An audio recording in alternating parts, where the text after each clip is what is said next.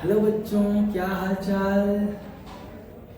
तो मेरा नाम आनंद कुमार वर्मा और आज मैं आप लोगों के बीच एक प्यारा सा टॉपिक लेके आया हूँ जो बोर्ड पे आप देख पा रहे होंगे। इसका नाम है बच्चों motion of a body on a smooth incline plane surface. आज हम लोग निकालेंगे किसी भी बॉडी का गति कहाँ पे भाई साहब, स्मूथ इंक्लाइन प्लेन सरफेस के ऊपर। मतलब स्मूथ का मतलब चिकना होगा और सरफेस कैसा होगा, इंक्लाइन होगा। इंक्लाइन मतलब ढाल सतह होगा।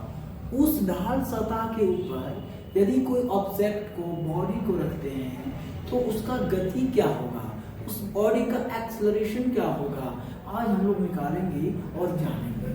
तो चलिए मेरे प्यारे बच्चों, जैसे कि आप समझ सकते हैं इस प्रकार से कि ध्यान दीजिएगा, जैसे इस ऑब्जेक्ट को मैंने यहाँ से छोड़ा तो भाई ग्रेविटेशनल फोर्स लगेगा तो ये अट्रैक्ट हो जाएगा अर्थ की ओर, ये गिर जाएगा ये आराम से।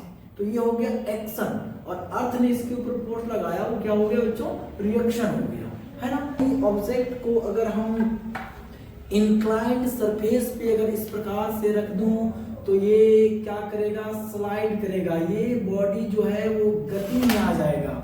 तो इस बॉडी का एक्सेलरेशन क्या होगा, आप देख सकते हैं इस डायग्राम में, ये एक्सेलरेशन क्या होगा।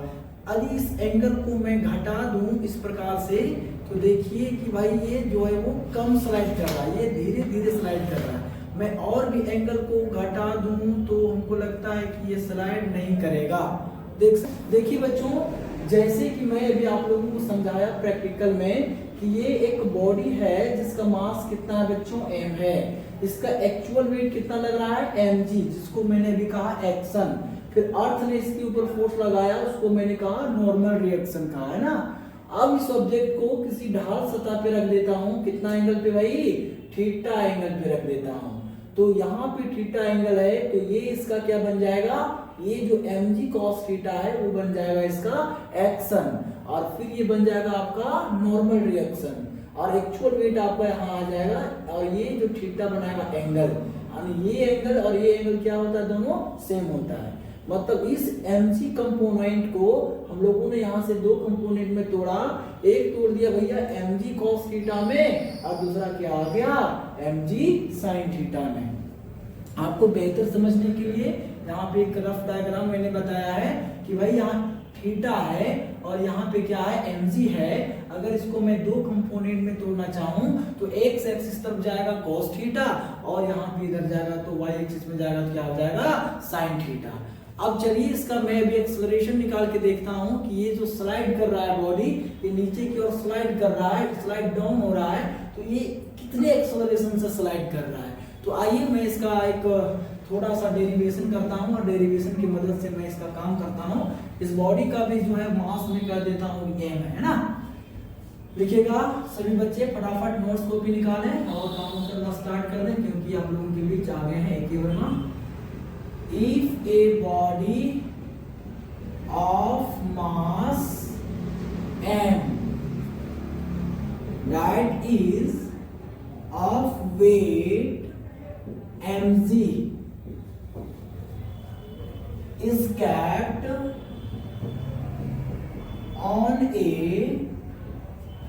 smooth inclined plane surface of enough inclination,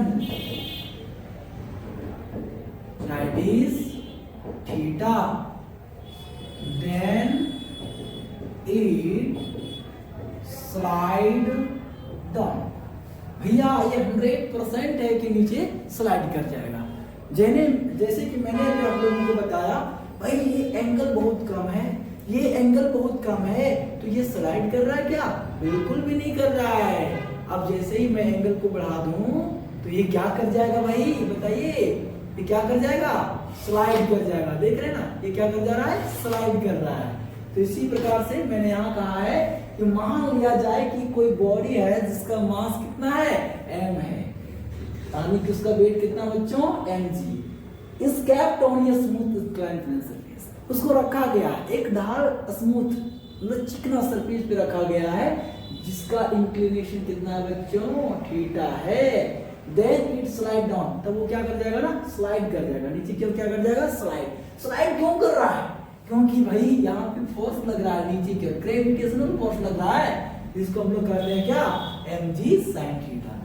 बोलता है इट हैपेंस, क्यों भाई, क्यों स्लाइड कर रहा है, it happens due to mg, due to कर देते हैं ऐसे, ड्यू टू कंपोनेंट, किस कंपोनेंट के कारण, mg sin theta of the weight, body का वेट तो वही हो गया ना।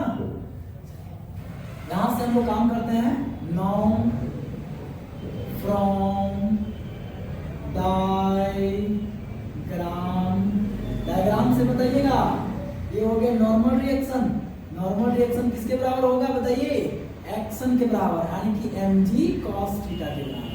बच्चों ये बॉडी है ना, वो नीचे की ओर स्लाइड कर रहा है ना, नीचे की ओर स्लाइड कर रहा है, मतलब इसके पीछे कोई प्रकार का फोर्स नहीं लग रहा है। मतलब हो जाएगा बच्चों, but mg sin theta is greater than 0।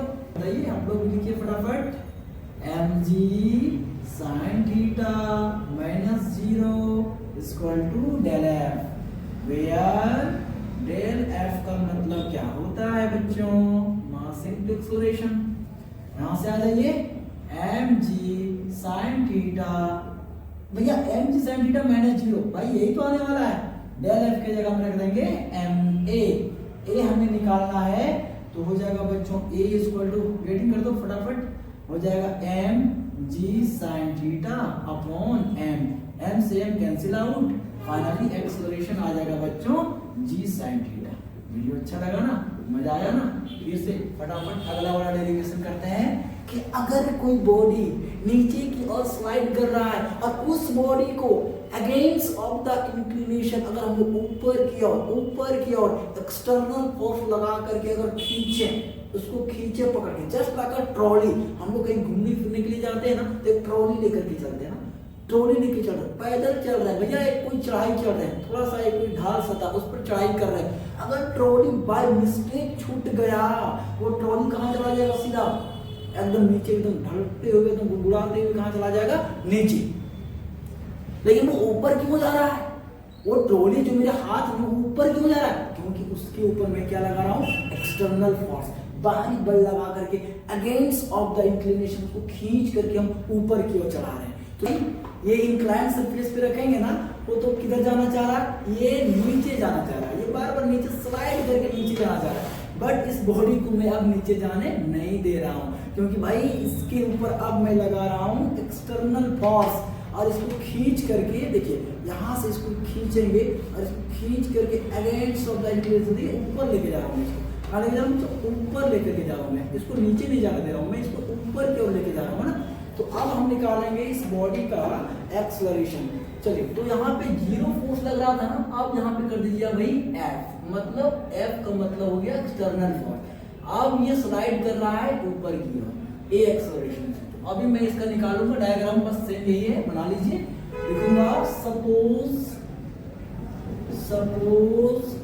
यहाँ पे F क्या है बच्चों, तो external force applied on a body against of the inclination.